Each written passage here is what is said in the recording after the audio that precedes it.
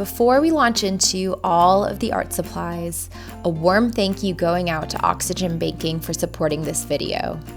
I recently started my financial journey with Oxygen Banking a couple weeks ago because of their services specifically tailored to creatives and small businesses. And I, for one, have been really enjoying their perks so far. Like 7% cash back at Trader Joe's, one of my favorite spots to shop, 5% back on gas, and $1 back for food or beverage purchases. And their app has been making my personal commitment to stay on top of my finances a lot more enjoyable. I've been using it to track my spending, upcoming bills, paydays, and get the big picture on my finances. Follow the link in the description to try it out. And without further ado, let's talk about some of my favorite art supplies right now. So some of these are things that I've been using forever and not new to my kit, but more like staples that I couldn't live without. And some of these are new things that I just discovered this year and are lovely little additions to my staple art supplies. And some of these help facilitate my creative process. First things first, the most staple of my art supplies, the thing I use almost every day, my palette. I have multiple videos of putting this palette together. It is old. I am not afraid to get it dirty and use it. It's a mix of a lot of different brands of watercolor paints. Some are higher quality than others, but it totally works for me. And I recommend having a paint palette that you love and that works for you. I can grab this and it's pretty much good to go at any time. The latest supplement to my watercoloring has been these metallic gouache paints. Last year, Arteza sponsored me to try out a bunch of their art supplies. They are not sponsoring this video, so I can tell you I 100% love these paints.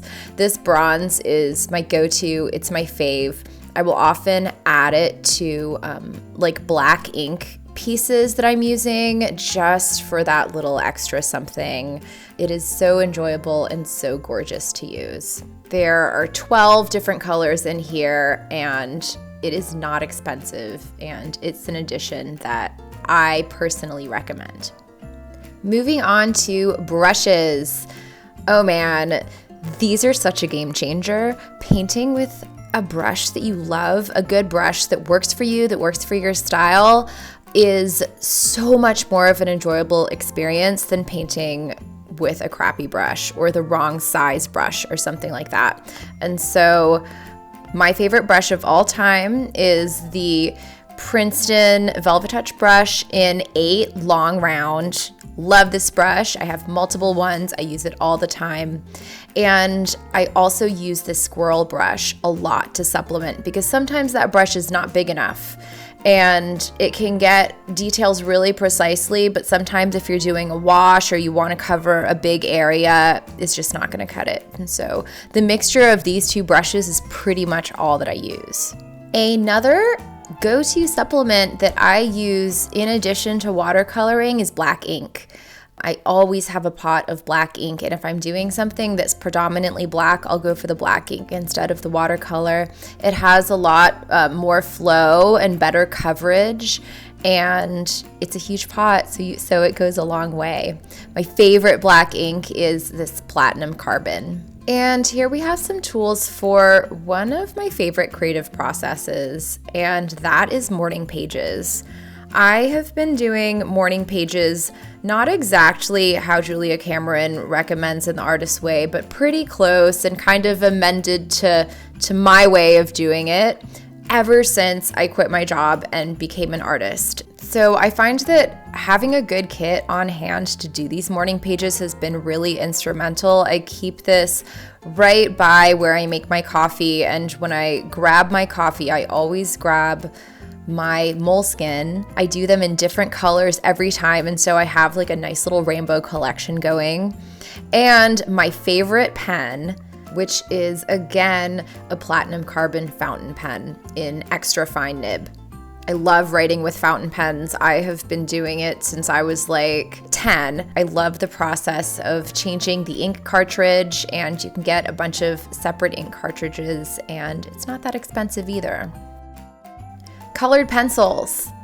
Yay. Another awesome Arteza find. There are 72 different colors, and these are always something that I use to finish my details, like my little eyes and my faces and textures and stuff on my watercolors. I have them next to my painting kit, and they have just been a joy. I mean, just like the therapeutic value of looking at all of these colors every day is awesome. My favorite paper. This is also so cost effective. It's one of the cheapest papers that you can get, really. It is the Canson 18 by 24 300 GSM paper. And I do not recommend, I don't paint with less than 300 GSM because that way it doesn't warp and I don't have to stretch my paper, and I do not enjoy stretching my paper. I use this massive pad and I often cut it up into little bits, and I'm not that precious about it, and I love it. Now, some digital tools that I can't live without, and most of my painting is hand done, but I do use digital again to put in some details and color correct and stuff like that. And so I have been using a Wacom tablet. I don't really know how to pronounce that correctly, but been using it for at least 10 years, if not more. And I love it. I couldn't live without it. When I forget it, I am very upset. And finally, my scanner. This is the most expensive part of this kit. Everything else is pretty affordable.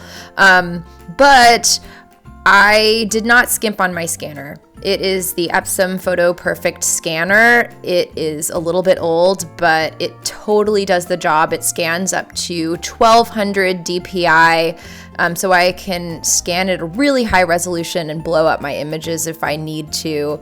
And it has been an investment that has been well worth it. And that is it, a very quick rundown of all of the supplies that I'm using all the time and loving right now. And these are all linked below, and I hope that you enjoyed this quickie through my kit. And until we meet again, TTFN.